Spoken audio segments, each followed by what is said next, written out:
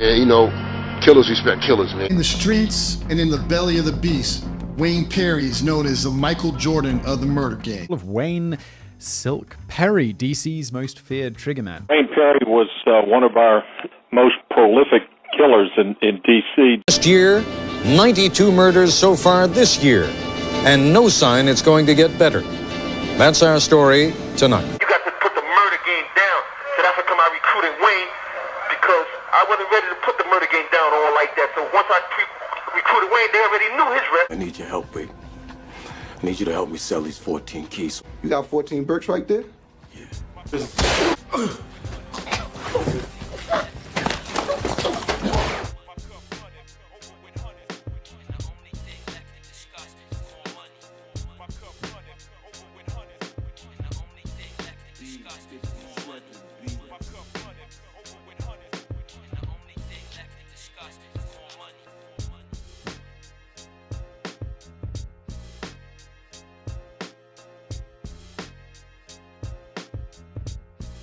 There are many stories circulating about Wayne Perry being the enforcer for Alberto Martinez, aka El Poo. The story was brought to national attention when music executive Damian Dash produced the movie Paid in Full, that was based loosely on the lives of AZ, Rich Porter, and El Poo. The urban folklore is well known, often chronicled in rap music and urban DVDs, but no one really knows the man behind the legend. Wayne Perry has been serving a life sentence at USP Florence ADX. USP Florence ADX is one of only two supermax federal prisons, the other being Marion in Illinois. ADX is where the U.S. sends federal prisoners who are extremely dangerous, are deemed to need the tightest security. The most notable inmates that have been held in ADX are Anthony Giuseppe Queso, mobster and former underboss of the Lucchese crime family, Larry Hoover, leader of the Gangster Disciples, Theodore Kaczynski, the Unabomber, and Zacharias Moussaoui, conspirator in the September 11, 2001 attacks, just to name a few. Inside USP Florence ADX is a control unit. This is where they keep the worst of the worst. The inmates in the control unit are allegedly the most dangerous men in the country. Wayne Perry was once kept in the control unit, where he was in solitary confinement for 23 hours a day, 365 days a year. Wayne rarely saw other inmates. His only direct human interaction was with correctional officers. When he was allowed visitors from his small Bureau of Prisons approved visitors list, it was conducted through glass with no physical contact. Wayne at one point had no phone privileges, and his mail is under severe scrutiny, even oftentimes rejected. Wayne hasn't really talked about his past. Wayne's logic behind this is, even though he speaks facts and the truth, one can easily mistake the truth for arrogance. By all accounts, Wayne Silk Perry was consistently a hardcore, serious dude. Newspaper headlines and articles, as well as legal documents and street reports, all describe Wayne as a calculated and often ruthless individual that would not bend from his principles, even if death stared him in the eye. Born November the 14th of 1962, Wayne was raised in D.C., growing up down Southwest, and lived on Elm Street. Wayne spent a lot of the summers of his childhood in Georgia. This was during one of the most racist times in America, back when white men were addressing black men as boy. Wayne would even put in work in the ATL, oftentimes sending dudes to take a dirt nap. Unbeknownst to many, Wayne was one of the best baseball players in D.C. at one time. Wayne's name would often be in the Washington Star due to his abilities on the baseball field. Wayne, who grew up on sports, lived across the street from the boys club. It was there that Wayne boxed, played basketball, baseball, and football, oftentimes being recognized as the MVP. However, Wayne's life would take a turn as he would get caught up in the gangster shit.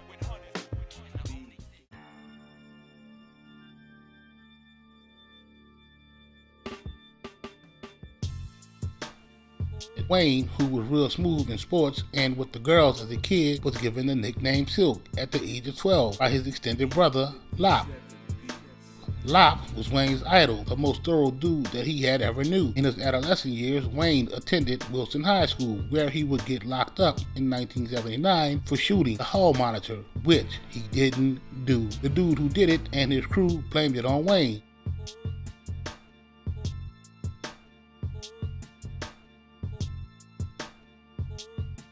Wayne had kicked the ride off by pushing one of the older dudes from Northwest. It was a known fact that Wayne wouldn't snitch, so they put the charges on Wayne. Wayne would eventually beat the rap in court. Due to this incident, Wayne was put out of Wilson and enrolled at Randall High School, but would end up beating the baseball team coach with a bat at practice, leading to Wayne being barred from all D.C. public schools. The judge residing over Wayne's assault case would order him to attend Franklin GED school. While attending Franklin, Wayne caught a body. He crushed a dude who was threatening to take his chain. Wayne being so small back then, dude must have thought he could play with him. Let's rewind. In 1974, Wayne pulled off his first murder. In 1975, Wayne started hustling with a little crew under him. In 1976, Wayne learned how to cheat with crooked dice, marked and cut cards. Wayne had gotten so good at it that he had mastered the scheme. So good, in fact, that older guys that he never told he was cheating used to take Wayne all over to gamble. 2 years later, in 1978, Wayne started robbing and hitting banks. This would ultimately lead to Wayne's little brother being killed during an attempted bank robbery in 1979. Wayne, who had already earned a reputation in the streets, started hanging on 17th Street Northwest, gambling. He also hung on 14th Street and 7th and T Street Northwest with the older guys, watching their backs while they hustled. They all knew Wayne would shoot anybody, police, killers, gorillas, etc. Wayne was so trigger happy that when he used to go on robberies with some of the older gangsters, they would always take the bullets out of his gun. It's the early 80s. Out west, DC is host of some of the biggest dice games in the city. Hustlers and gangsters from all over DC could be found at these dice games. At this time, Wayne's name was all over the Southwest in a few other spots. He had his hand in a little bit of everything. Wayne was known to make an example out of whoever crossed that line. Wayne's homie in DC street figure Sop would give this example. There was a big dice gang going outside down southwest one day. A lot of well-known hustlers and gamblers from other parts of the city were out there. Wayne and this well-known and respected dude got into it about a bet. Wayne shot him in the ass twice in front of everybody. Despite Wayne's growing reputation in the streets, his parent had no idea what he was into, especially his father. Wayne and his pops would eventually fall out because of Wayne's gangster lifestyle. During their fallout, Wayne spoke to his father in such a disrespectful way that his father was emotionally scarred for life. He had never heard his son speak to him in such a manner. Feeling deep regret after the fallout with his pops, Wayne would soon go to prison carrying that burden. It would be a burden that would affect him for the rest of his life.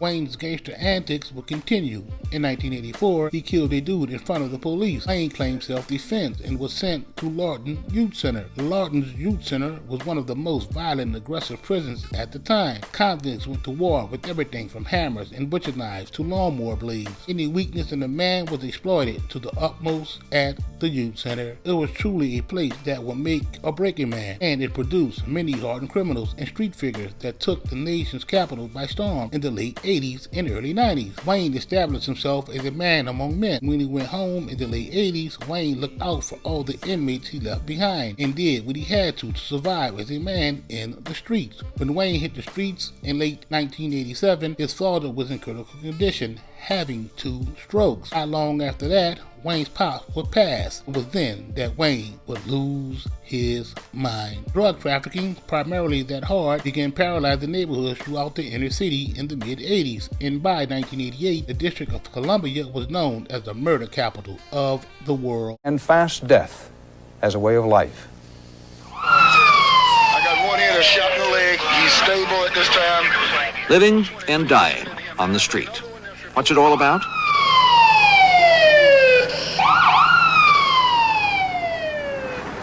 It's about drugs. This is a buy, one of thousands every day. What's it really all about? It's about money.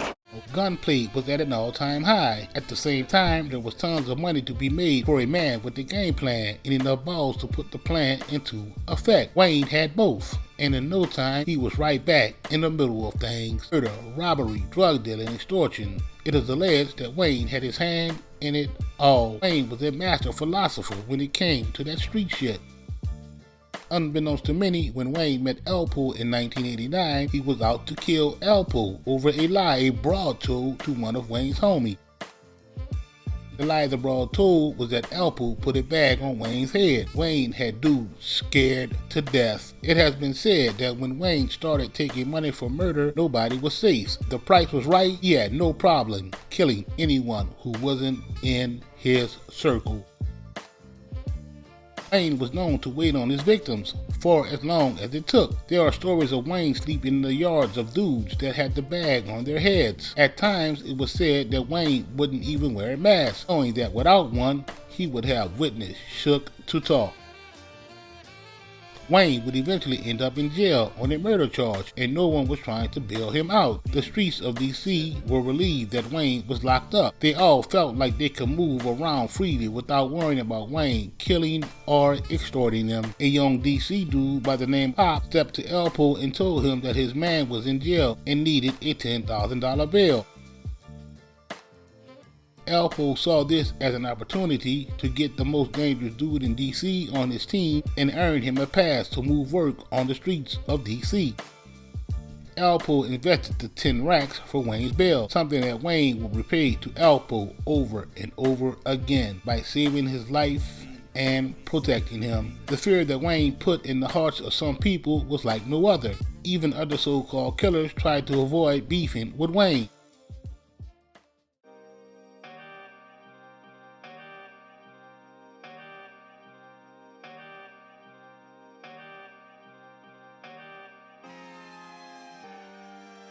Wayne had a thing for taking down wannabe killers. He also put fear in the hearts of big drug figures that he wasn't even paying attention to at times. Wayne saw a golden opportunity in dealing with El Po at a time when coke was short in the city, so he took him under his protection. Wayne's protection was supposed to make El Po off limits for the hungry wolves of the city, but they would still, however, come out of the woodwork trying to get at him. Wayne stepped up and put dicks in the dirt with no questions asked. In the process, he damn near dared anyone to fuck with El Po. Soon afterward, El Po was allegedly moving 30 bricks of coke a day, and Wayne was eating like a king. If dudes owed El Po money and were playing games about paying, Wayne went to get the money and didn't care who the dude was supposed to be. When Wayne was on the streets, certain dudes wouldn't even drive their expensive cars. They didn't want Wayne to think they were getting money. In the eyes of Wayne, if you were weak or a punk, you weren't supposed to have shit. As far as he was concerned, loyalty was one of Wayne's strong points. If he had love for you and respected you, he would stand against the world with you, no matter what the odds were. It's alleged that one of the city's biggest drug dealers owed El Po close to $1 million at one time. El Po was impressing the situation, but Wayne stepped to the dude and told him, that money you owe Po ain't Po money no more. It's mine, and I want that. It is said that Wayne had the money the next day and kept it for himself. In a short time, El Po had a ghetto pass and could roam DC safely, getting money. He was worth more to Wayne alive than dead. As the money began to pile up, more bodies began to drop. One of the bodies that grabbed the attention of the homicide detective was that of Gary Terrell. According to El Po, he and Gary were best friends. He said that Gary killed Rich Porter with him. El Po claimed that he and Gary were putting money together to cop $6 million worth of coke, with $2 million up front and the other $4 million on consignment. With his ear to the streets, Wayne learned that Gary planned to kill El Po in the process of the deal. It wouldn't be long before Gary turned up shot 7 times and dumped naked in Rock Creek in Northwest Washington, D.C. As time went on, the money in murder would soar to an all-time high. At the same time, the FBI and D.C. homicide detectives were hearing the name Wayne Perry in connection to too many murders. And as the president was speaking, the Bush administration was stepping up its war on drugs in the nation's capital.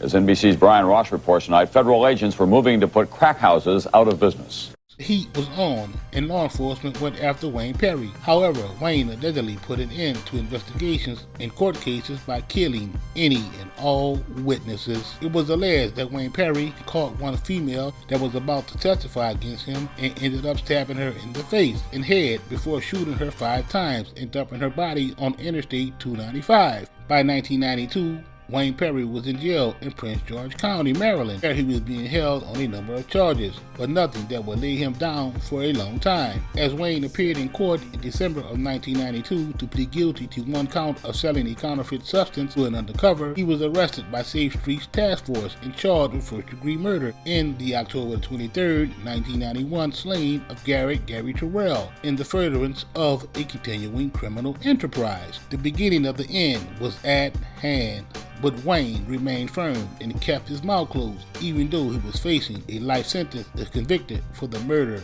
in D.C. Meanwhile, Alpo, who was already in jail on coke distribution charges, showed signs of weakness from the jump.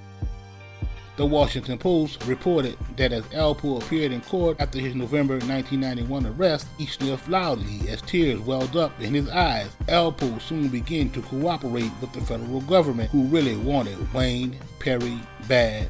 On March 5th of 1993, federal prosecutors unsealed a 27-count indictment charging Wayne Perry, Tyrone Price, and Michael Jackson with committing murder in the furtherance of a continuing criminal enterprise for the execution of 9 people, conspiracy to distribute, racketeering conspiracy, retaliating against a witness, kidnapping, and robbery.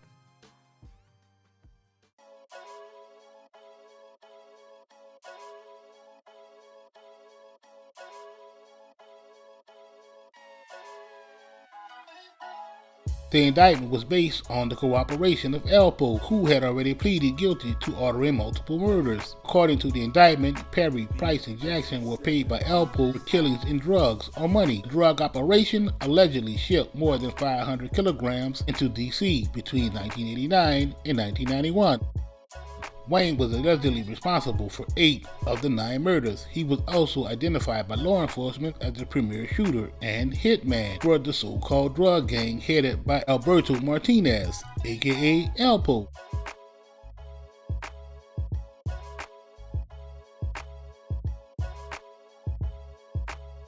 Alpo was put under the federal witness protection and was going to testify against Wayne. One of the murders that Wayne Perry was indicted for was the 1990 shooting of Michael Frey Salters, a notorious but well-respected Washington drug dealer who himself was the subject of a 5-year investigation by DC police and the FBI. Alpo told the government that Salters died because he and Wayne believed that Salters was going to kill Alpo. Alpo and Wayne allegedly paid Michael Jackson $9,000 in cash and half a key to kill Salters. In June of 1993, the government decided to seek the death penalty against Wayne Perry in federal court. His case was the first death penalty case brought in D.C. since 1971. The last execution was in 1957, when Robert Carter was electrocuted for killing a police officer. In an effort to get the death penalty approved by Attorney General Janet Reno, prosecutors filed a list of alleged aggravating factors, stating that Wayne was pretty much responsible for the killings for hire, torture, kidnapping, and retaliation against witnesses. Wayne was the only defendant that was to face death on his case. Reporters present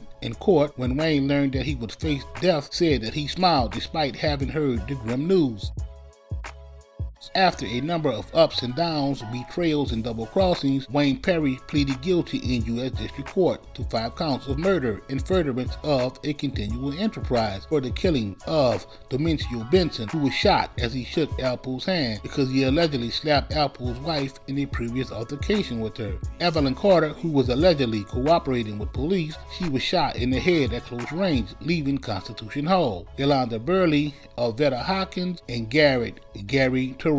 Wayne was immediately sentenced to 5 life sentences in March of 1994 at 31 years old. Wayne Perry's run in the street was over. When asked why did he plead guilty, Wayne would say that he copped out to make sure others didn't get life sentences. I pulled the bull by the horns to save others. Wayne would further go on to say, make no mistake about it, Alpo is a spineless coward, a rat of the highest order. I will never understand how people praise and romanticize snitches, rats, and sellouts. I would die 1,000 deaths before I ever compromised my principles as a man. As I think back, I always knew Alpo was weak and capable of everything he displayed. I had my reasons for not putting him in the dirt. I should have put the barrel in his mouth and squeezed the trigger. Wayne has since then converted to Islam and has legally changed his name. Wayne Perry, aka Silk, remains behind bars, serving a life sentence.